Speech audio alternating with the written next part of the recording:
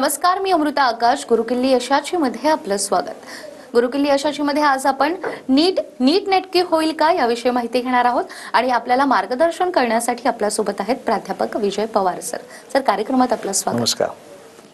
विषयाला सुरुवात करण्याआधी आपण सरांची ओळख करून घेऊयात.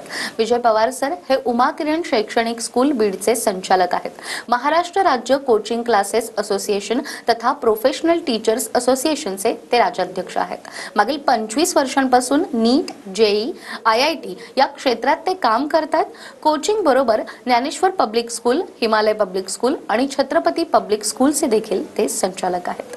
तर सर, आतापर्यंत शैक्षणिक क्षेत्रामध्ये तुम्ही मोठं काम केलंय आणि आजचा जो विषय तो विद्यार्थ्यांसाठी आणि पालकांसाठी तितकाच महत्त्वाचा आहे. बीड जिल्हा हा ऊसतोड मजुरांचा जिल्हा किंवा मागासलेला जिल्हा म्हणून ओळखला जातो. मात्र गेल्या 2 वर्षांपासून उमा किरण शैक्षणिक संकुलानं सातत्यानं 700 पेक्षा जास्त मार्क घेऊन येणारे जे विद्यार्थी आहेत त्यांच्यासाठी काम केलेलं आहे. मात्र तरी देखील आता सध्या जे काही सुरू आहे त्यामध्ये या विद्यार्थ्यांचं करिअर धोक्यात आलंय असं तुम्हाला वाटतंय का? निश्चितच आपण खूप चांगला प्रश्न विचारला. बीड जिल्हा हा ऊसतोड मजुरांचा जिल्हा आहे हे खरं आहे, पण त्याचा अर्थ असा आहे की बीड जिल्हा हा कष्टकऱ्यांचा जिल्हा आहे. या ऊसतोड मजुरांच्या जिल्ह्याबरोबरच बीड जिल्ह्याची आणखी एक ओळख म्हणून हुशार विद्यार्थ्यांचा जिल्हा म्हणून सुद्धा बीड जिल्हा ओळखला जातो. परंतु ही दुसरी बाजू जी आहे अनेक वेळा माध्यमांकडून किंवा जगाच्या समोर आलेली नाहीये. आपण थोडासा आढावा जर घेतला तर दरवर्षी आपण MPSCचा जर त्या ठिकाणी रिझल्ट पाहिला तर त्यामध्ये मेजॉरिटी टक्केवारी ही बीड जिल्ह्यातल्या विद्यार्थ्यांची सक्सेस झालेली दिसते. दरवर्षीचा नीटचा रिझल्ट जर पाहिला तर आतापर्यंत त्या ठिकाणी 2013 पासून आतापर्यंत जर पाहिलं तर एका महाराष्ट्रातल्या कुठल्या जिल्ह्यातले सगळ्यात जास्त डॉक्टर झाले तर तो बीड जिल्हा आहे. तसेच आता लेटेस्ट UPSCचे जे 700 मुलांचं सिलेक्शन गेल्या वर्षी 2023ला झालं तर त्यामध्ये सुद्धा 7 मुलं बीड जिल्ह्यातली आहेत. म्हणून मला कृपा करून थोडंसं यामध्ये करेक्शन करायला आवडेल.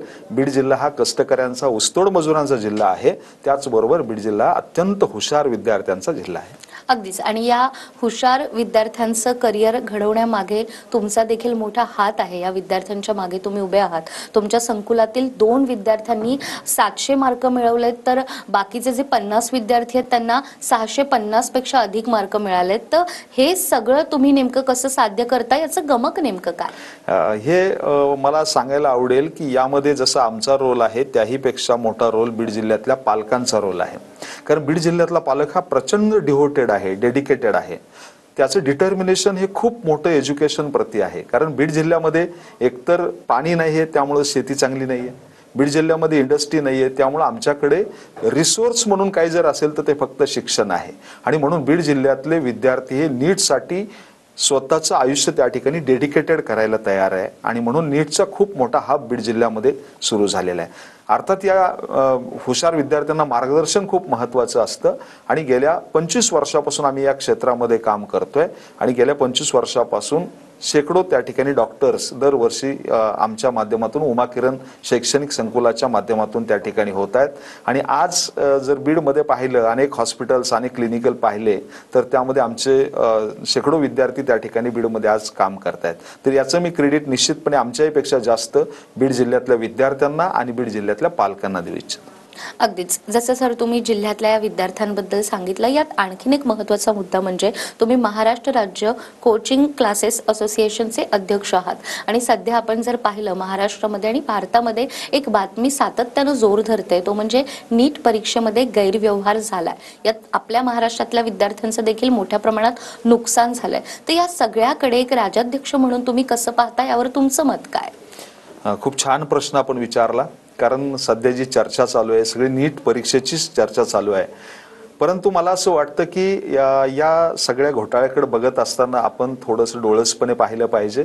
ही नीट परीक्षा ऑर्गनाईज करणारी जी बॉडी आहे NTA नॅशनल टेस्टिंग एजन्सी, तर यांच्या कार्यभाराशी रिलेटेड अशा प्रकारचा हा प्रश्न आहे. महाराष्ट्रामध्ये कायदा आणि सुव्यवस्थेचं हे राज्य आहे त्यामुळे महाराष्ट्रामध्ये कुठेही असं घडल्याचं ऐकिवात नाही.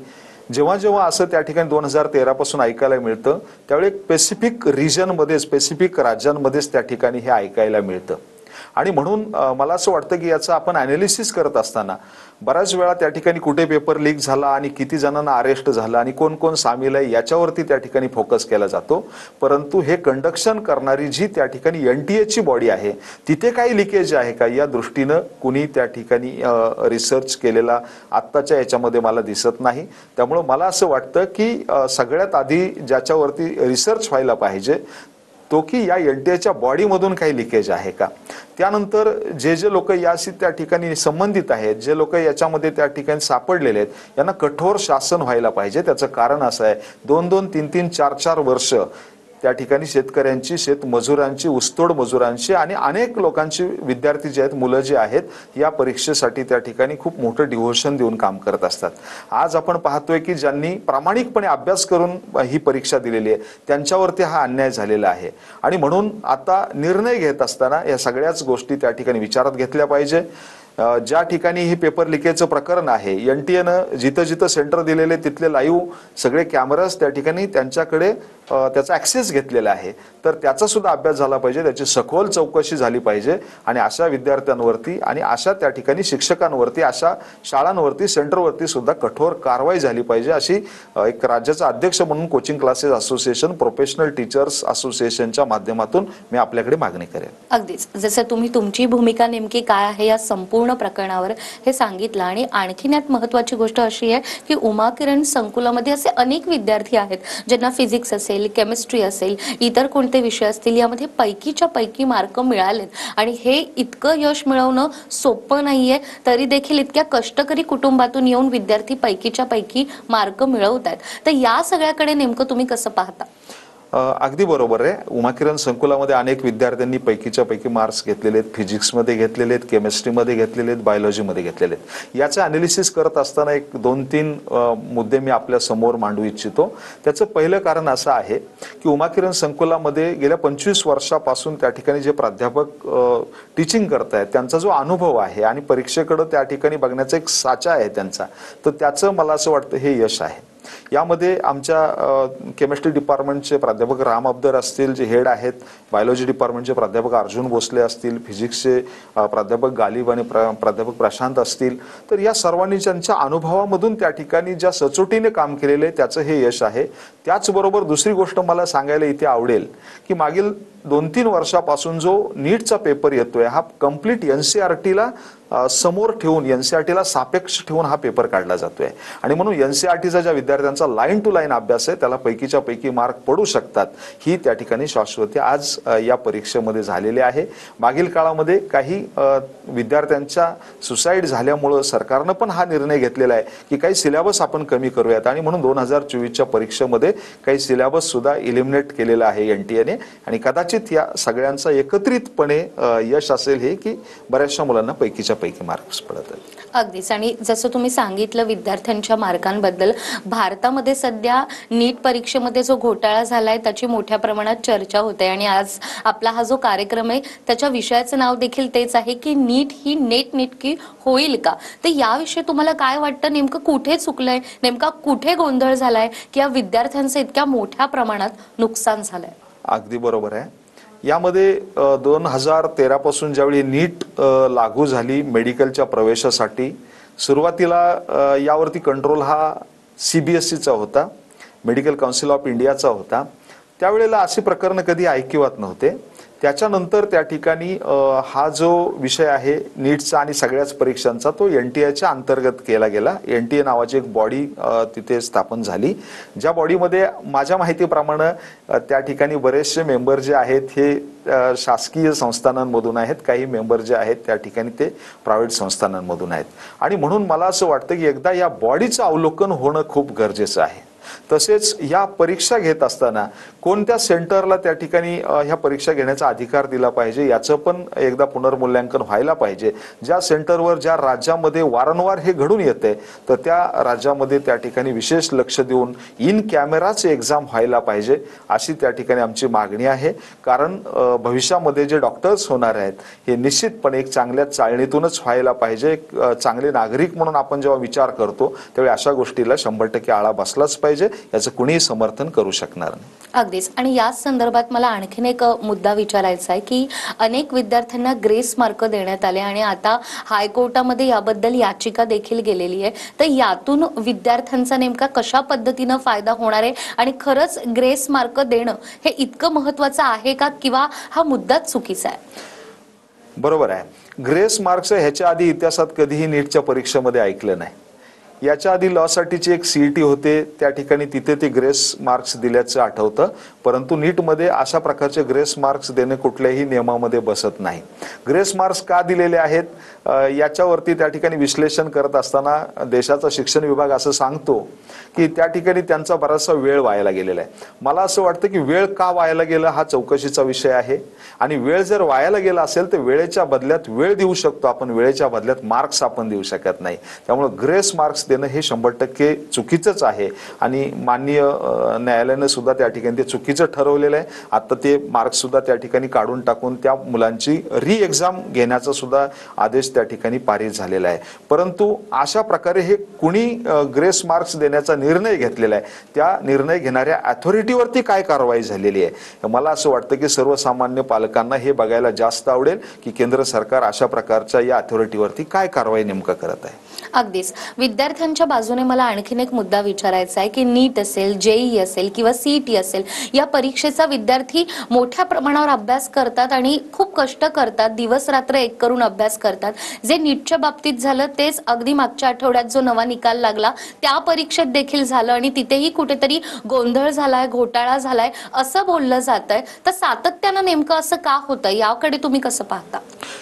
यामध्ये कुठल्याही प्रवेश परीक्षा ज्या आहेत त्या आता वादाच्या भोवऱ्यात पडत आहेत. आपण दरवेळेला पाहतोय प्रत्येक एक्झाम जे असेल, काल परवा नेट सेटची एक्झाम झाली, ती पण कॅन्सल करावी लागली.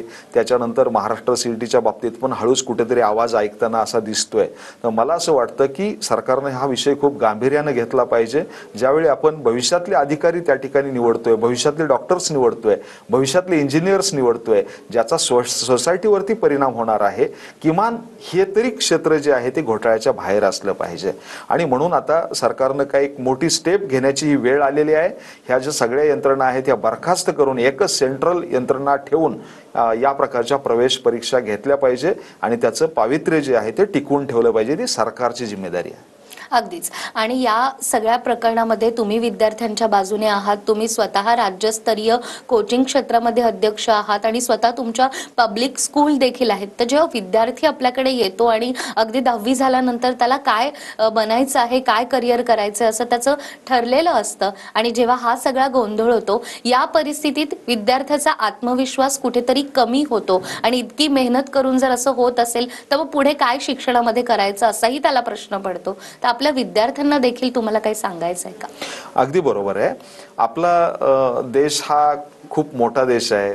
आता आपण पाहिलं की नीटमध्ये जवळपास 25 ते 26 लाख विद्यार्थ्यांनी ही परीक्षा दिलेली आहे आणि त्यामुळे ज्यावेळी हे व्हॉल्यूम जेवढं जास्त असतं त्यावेळी अशा प्रकारच्या घोटाळ्यांना तितकाच त्या ठिकाणी वाव असतो.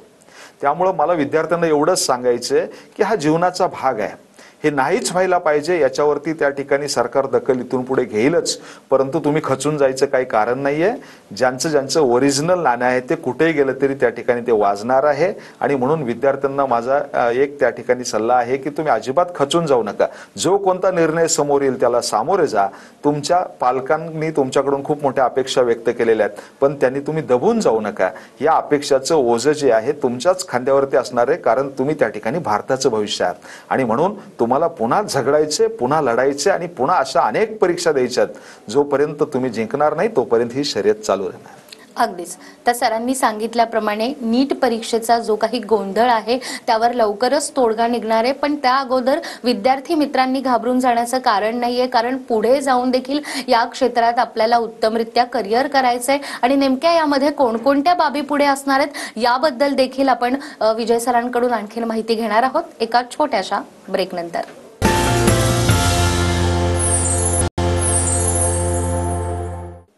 ब्रेकनंतर पुन्हा एकदा गुरुकिल्ली यशाची मध्ये आपलं स्वागत. गुरुकिल्ली यशाची मध्ये आज आपल्या सोबत आहेत प्राध्यापक विजय पवार सर. सर, ब्रेकवर जाण्यापूर्वी जसं तुम्ही सांगितलं की नीट ही परीक्षा नीटनेटकी होईल, त्यासाठी राज्यस्तरीय आणि अगदी भारतामध्ये देखील प्रयत्न सुरू आहेत, त्यामुळे विद्यार्थ्यांनी खचून जाण्याचं कारण नाहीये. मात्र यामध्ये आणखीन एक मुद्दा इतका महत्त्वाचा आहे की नीट परीक्षा ही मेडिकलसाठी देखील घेतली जाते. सीईटी महाराष्ट्रातील बी फार्मसी असेल किंवा होमिओपॅथी असेल यासाठी घेतली जाते. तर ह्या सगळ्या परीक्षा विद्यार्थ्यांनी देणं खरंच बंधनकारक आहे का, आणि यातून मग पुढे काय साध्य होऊ शकतं? यामध्ये महत्त्वाचा विषय असा आहे की एक देश एक परीक्षा, वन नेशन वन एक्झाम हा फॉर्म्युला खरं तर सरकारनं जाहीर केलेला आहे. परंतु काही राज्यांनी त्यांचे स्वतःचे खूप सारे कॉलेजेस निर्माण केलेले आहेत आणि काही राज्यांमध्ये कॉलेजेसची संख्या कमी आहे. त्यामुळं भूमिपुत्रांना न्याय मिळाला पाहिजे म्हणून प्रत्येक राज्य जे आहे त्या ठिकाणी आपली एक वेगळी परीक्षा कंडक्ट करतं आणि त्याच्यामधून काही कॉलेजेसची त्या ठिकाणी प्रवेश प्रक्रिया केली जाते. जसं आपण सांगितलं ते अगदी बरोबर आहे. परंतु वन नेशन वन एक्झाम हा फॉर्म्युला खरंच चांगला आहे. मला असं वाटतं बाकी त्या राज्यातले प्रवेश देण्यासाठी आपण वेगळ्या पद्धतीनं त्या ठिकाणी पर्सेंटेज किंवा रिझर्वेशन त्या राज्यातल्या मुलांसाठी ठेवू शकतो. पण मेडिकलचा जर प्रवेश असेल, मग फार्मसी असू देत, होमिओपॅथिक असू दे, आयुर्वेदिक असू दे की त्या ठिकाणी ॲलोपॅथी असू दे, या सगळ्यांसाठी एकच प्रवेश परीक्षा असली पाहिजे. आणि इंजिनिअरिंग कॉलेज मग IIT असू देत, NIT असू देत किंवा राज्यातले इंजिनिअरिंग कॉलेजेस असू देत, या सगळ्यांसाठी सुद्धा देशामध्ये एकच परीक्षा असली पाहिजे असं मला सुद्धा वाटतं. अगदीच. आणि सध्या जर आपण बघितलं तर हे स्पर्धेचं युग आहे. प्रत्येक पालकाला वाटतं की आपल्या विद्यार्थ्यानं लवकरात लवकर पुढे जावं आणि काहीतरी अचीव करावं. यामुळे नीटच्या परीक्षेची तयारी देखील अगदी 5वी पासून सुरू करण्यात येते. तर हे कितपत योग्य, आणि खरंच एवढ्या लहान वयामध्ये इतका अभ्यासाचा लोड देणं हे खरंच महत्त्वाचं ठरतं का? हा खूप छान प्रश्न आहे. याला दोन्ही त्या ठिकाणी अंग आहेत. जसं एवढ्या लहान वयात या परीक्षेची तयारी करावी का? आपल्याकडे परीक्षार्थींची संख्या खूप मोठी झालेली आहे आणि त्याच्या प्रमाणामध्ये त्या ठिकाणी आपल्याकडे ज्या नंबर ऑफ सीट्स आहेत त्या खूप कमी झालेल्या आहेत आणि म्हणून पालकांसमोर सुद्धा प्रचंड मोठी स्पर्धा उभा राहिलेली आहे. आणि म्हणून प्रत्येक पालकाला असं वाटतं की माझ्या पाल्यानं नीटच्या एक्झाममध्ये सक्सेस व्हावं, माझ्या पाल्यानं IITच्या एक्झाममध्ये सक्सेस व्हावं. आणि म्हणून 5वी पासून हा फाउंडेशनचा कॉन्सेप्ट जो आहे तो समोर आला. सुरुवातीला हा दक्षिण भारतामध्ये, उत्तर भारतामध्ये होता, परंतु आता तो महाराष्ट्रामध्ये सुद्धा त्या ठिकाणी आलेला आहे. कारण महाराष्ट्रीयन पालक असं त्या ठिकाणी फील करू लागले की आपले विद्यार्थी या स्पर्धेमध्ये मागे राहतील. जर वन नेशन वन एक्झाम असेल आणि इतर प्रदेशामध्ये त्या 5वी पासून तयारी होत असेल तर आपल्याही विद्यार्थ्यांनी त्या ठिकाणी केली पाहिजे. म्हणून आजकाल महाराष्ट्रामध्ये सुद्धा हे फाउंडेशन क्लासेस सुरू झालेले आहेत. तर हे योग्य की अयोग्य यावरती त्या ठिकाणी चिंतन करत असताना मी असं म्हणेल की जर आपण व्यवस्थित पद्धतीनं विद्यार्थ्यांचा कल आणि विद्यार्थ्यांचा त्या ठिकाणी IQ पाहून हे जर राबवलं तर निश्चितपणे हे पूरक आहे. परंतु ज्या विद्यार्थ्याला त्यामध्ये इंटरेस्ट नाहीये, ज्यामध्ये त्याला रस नाहीये, त्याला पण फक्त पालकांच्या आग्रहास्तव त्या प्रवाहामध्ये ढकलणं मला वाटतं हा त्या विद्यार्थ्यांवरचा अन्याय आहे. म्हणून ह्याला मी संमिश्र उत्तर देईन. ते योग्य पण आहे आणि अयोग्य पण आहे. अगदीच. आणखीन एक महत्त्वाची गोष्ट की तुम्ही स्वतः महाराष्ट्र कोचिंग क्लासेस या क्षेत्रामध्ये अध्यक्ष आहात आणि नुकताच भारत सरकारनं कोचिंग क्लासेस रेग्युलेशन ऍक्ट देखील तयार केलाय. काही राज्यांना याचा ड्राफ्ट पाठवण्यात आलाय, काही राज्यांनी या कायद्याची अंमलबजावणी देखील केली आहे. तर या सगळ्याकडे, या कायद्याकडे तुम्ही एक कोचिंग क्षेत्रात इतक्या वर्षांपासून कार्यरत आहात, कसं पाहता याकडे? हा थोडासा इलॉबरेट करून मांडायला मला आवडेल. त्या ठिकाणी हा कोचिंग क्लासेस रेग्युलेशन ऍक्ट हा जो कायदा आहे हा आता तयार करण्यासाठी भारत सरकारनं त्या ठिकाणी एक समिती नेमली आणि त्या समितीचा आलेला जो अहवाल आहे तो प्रत्येक राज्याला पाठवून त्या ठिकाणी त्या राज्याला कायदा करण्यास सांगितलेला आहे. कारण 12वी पर्यंतचं शिक्षण हे राज्याच्या अखत्यारीत येतं, म्हणून हा कायदा राज्याने करावा असं भारत सरकारला वाटतं. परंतु महाराष्ट्राचा जर विचार आपण केला तर याच्या आधी पण 2-3 वेळा हा प्रयत्न झालेला आहे. 2000 साली सुद्धा त्या ठिकाणी एक सदस्यीय समिती सरकारनं, महाराष्ट्र सरकारनं नेमली होती आणि त्यांनी तो ऑर्डिनन्स आणला होता. पण त्यावेळी सुद्धा माझी जी संघटना आहे प्रोफेशनल टीचर्स असोसिएशन, तर आम्ही त्यावेळी त्या ठिकाणी या कायद्याच्या विरुद्ध जे आहे ते हायकोर्टमध्ये गेलो होतो आणि त्यानंतर हा कायदा जो आहे हायकोर्टच्या माध्यमातून थांबवला गेला होता. कारण त्यामध्ये खूप जुलमी आणि जाचक अशा प्रकारच्या अटी होत्या. त्यानंतर हा विषय पुन्हा 2014-15ला समोर आला.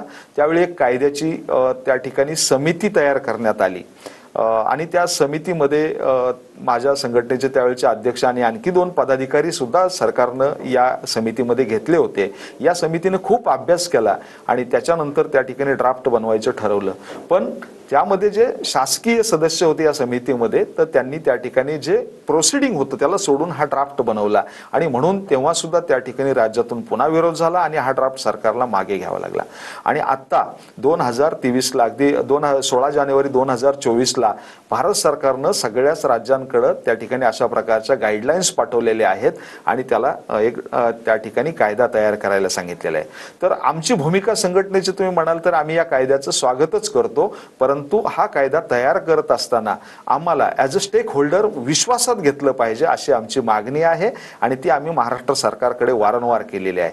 याशिवाय महाराष्ट्र सरकारनं आम्हाला त्या ठिकाणी या मागणीसाठी बऱ्याच वेळा आम्ही निवेदन देऊन सुद्धा चर्चेसाठी बोलावलं नाही. म्हणून आम्ही उच्च न्यायालयामध्ये औरंगाबाद हायकोर्टमध्ये मान्य हायकोर्टमध्ये आम्ही गेलो आणि त्यानंतर हायकोर्टनं असा आदेश पारित केलेला आहे की प्रोफेशनल टीचर्स असोसिएशन आणि त्या ठिकाणी तत्सम स्टेक होल्डर जे आहेत यांना विश्वासात घेऊनच हा कायदा करावा अशा प्रकारचा सरकारला आदेश पारित केलेला आहे.